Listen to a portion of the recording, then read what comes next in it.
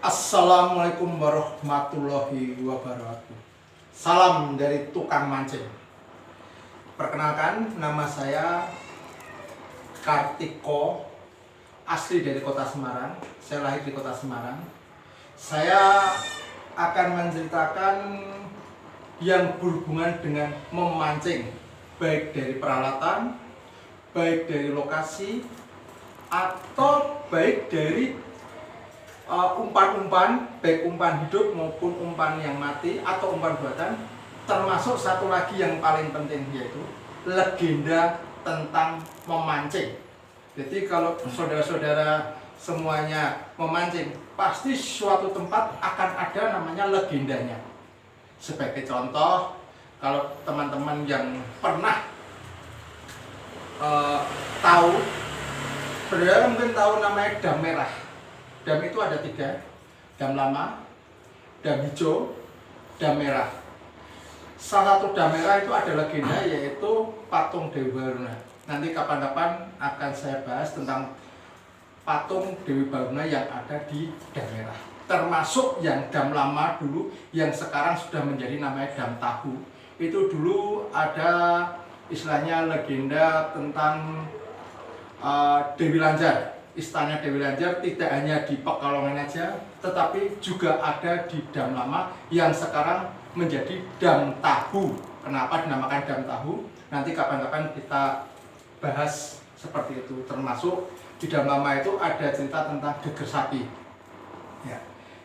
Selanjutnya ini salah satu peralatan pancing. Ini peralatan pancing saya itu dari zaman ke zaman. Ini saya membahas salah satunya peralatan mancing dari zaman ke zaman, yaitu zaman dahulu itu mancing belum ada namanya karbon. Ibaratnya dulu masih menggunakan fiber. Salah satu contoh seperti kayak gini. Ini zaman kuno, dulu namanya fiber. Jadi kalau orang mancing itu berat-berat. Tidak ada yang namanya pancing ringan-ringan. Seperti juga ini yang masuk, nah ini termasuk fiber ini.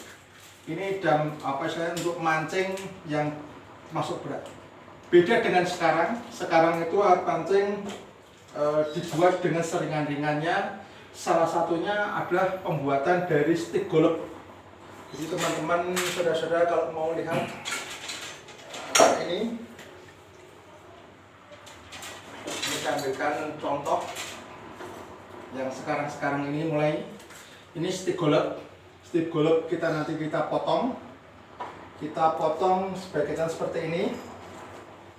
Nah ini, dan nanti kita bisa bikin menjadi peralatan pancing yang seperti ini.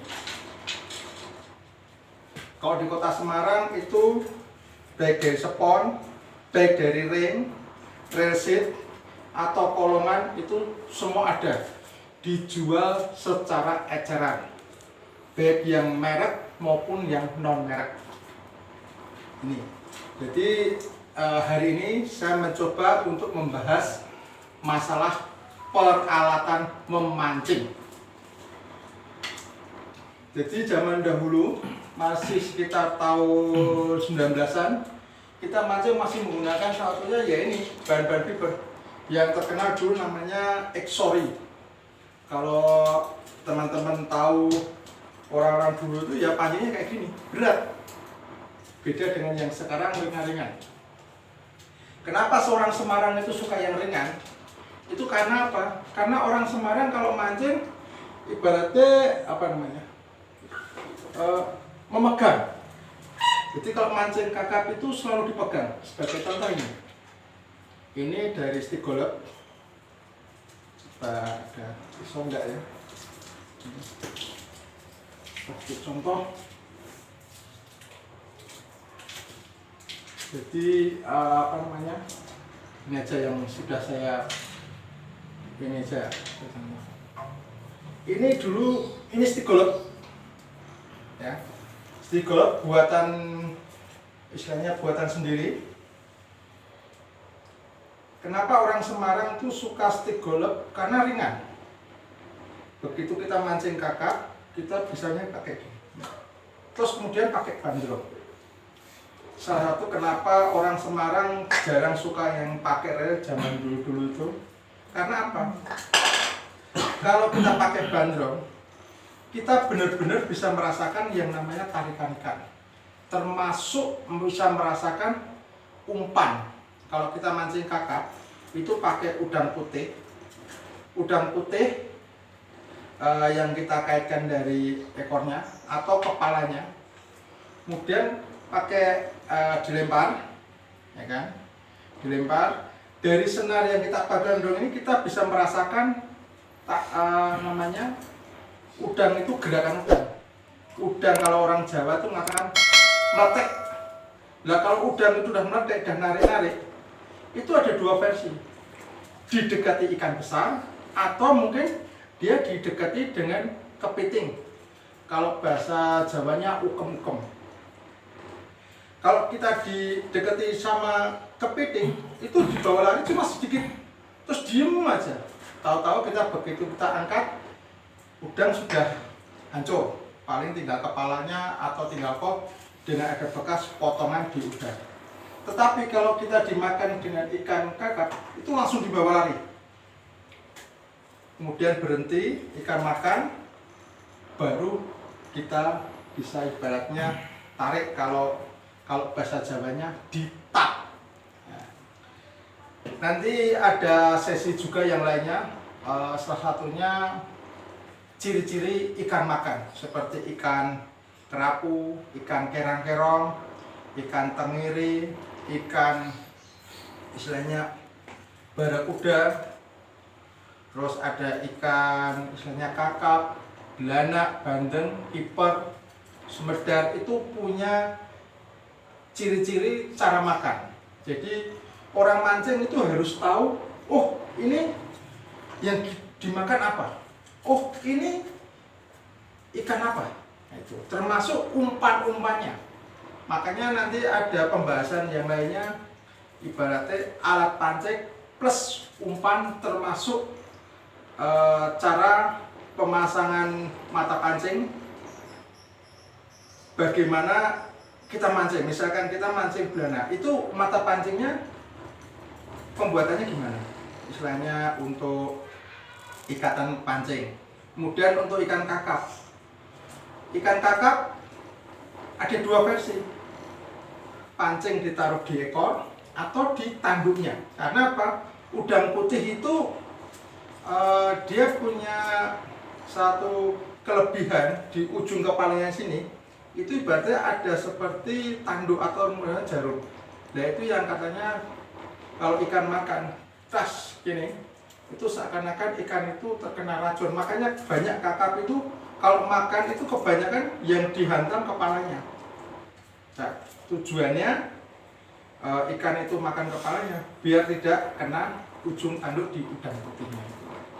Kalau udang macam-macam, teman-teman mungkin tahu ya, ada medres, ada tenger, ada udang putih. Termasuk nanti ada lagi yang namanya mujair, atau mungkin yang dikatakan mancing untuk belanak, anakan belanak untuk mancing baik barakuda, terus tunul, atau mungkin yang lebih namanya kakap. Memang dalam istilahnya dalam ilmu memancing itu orang yang dianggap termasuk paling hebat kalau sudah mendapat ikan kakap. Tapi itu hanya ibaratnya versi-versian. Karena apa? Tidak semua orang mancing itu mancing kakap. Banyak yang punya sekarang ini punya hobi mancing kiper, mancing semedar. Semedar itu bahasa Jawa, kalau bahasa Indonesianya baronang. Terus mancing sembilan. Nanti ada ulasan-ulasan dari pengalaman saya tentang mancing berdasarkan umpan. Sebagai contoh, kalau kita mau mancing belanak, umpannya salah satunya adalah tepung panir. Nah, tepung panir itu nanti kita kasih yang namanya esen. Esen itu perangsang. Nah, kalau di air pemancingan galatama, air tawar, itu esen itu untuk merangsang umpan agar ikan menjadi tertarik. Salah satunya itu. Banyak sih yang dijual esen-esen untuk air tawar. Tapi kalau rata-rata untuk mancing belanak, tepung panir, itu rata-rata esennya adalah esen nangka. Kalau yang sekarang ini esennya lebih cenderung durian, termasuk memberi esen, tidak diberikan esen tetapi dari pop es rasa durian. Nanti kapan-kapan kita bahas salah satu racikan-racikan dari macam-macam umpan. Termasuk nanti kalau kita mau mancing, sebagai contoh mancing sembilang, itu umpannya salah satunya ya lengki atau kerang putih bekur. Nanti kita bahas seperti itu. Termasuk mungkin kita uji coba di lokasi tata cara mancing. Kalau teman-teman lihat di sini, ini ada semua dari zaman ke zaman. Saya hobi mancing bolehkah dari tahun masih SMA lah. Jadi saya mengalami mancing yang bersifat dari pinggiran sampai ke tengah, termasuk yang sekarang ini mulai ramai adalah rumpon. Jadi kalau di tengah kita akan mengenal yang namanya kapal karam Yakoba. Nanti kapal Yakoba itu menurut informasi dari yang dulu-dulu itu kapal perang Jepang yang ditenggelamkan. Terus kapal cengkeh itu yang dulu ada kapal yang memuat cengkeh, gara-gara harga cengkeh hancur. Menurut informasi itu kapal itu ditenggelamkan agar untuk menstabilkan harga cengkeh di waktu itu. Itu juga jadi tempat favorit memancing.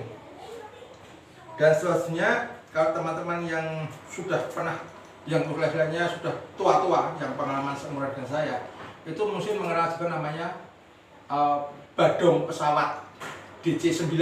Itu ada di ujung landasan bandara. Jadi Semarang dulu kalau memancing itu ada beberapa tempat, salah satunya Yakoba, itu dekat Demak sana. Terus kapal cengkeh dekat Weleri sana, itu dekat dengan karang Orowlang, sekarang masih jadi favorit orang mancing. Selanjutnya badong pesawat. Badong pesawat adalah runtuhan DC-9 yang dulu mau mendarat tidak sampai di pelabuhan tapi tenggelam. Dan nanti ada beberapa tekong-tekong perahu yang akan mengantarkan. Kenapa? Ini mas, teman-teman. Dulu itu kalau misalkan ke Yakoba atau ke kapal cengkeh itu, kalau bersiswa yang terkenal Pak Ndon sama Pak Heri. Terus kalau untuk badong pesawat itu yang terkenal Pak Robot. Kalau mungkin teman-teman sampai sekarang tahu robot yang ada di bawah jembatan arteri sana, yang lebih condongnya dekat PRTP, itu sekarang di jembatan menuju bandara yang baru Ahmad Yani, itu Pak Robot ada di situ. Dulu dia sering untuk mengantar ke badong pesawat. Nah, kapan-kapan kita juga ulas tentang sejarah mancing sampai istilahnya umpan peskumpon zaman dahulu ada.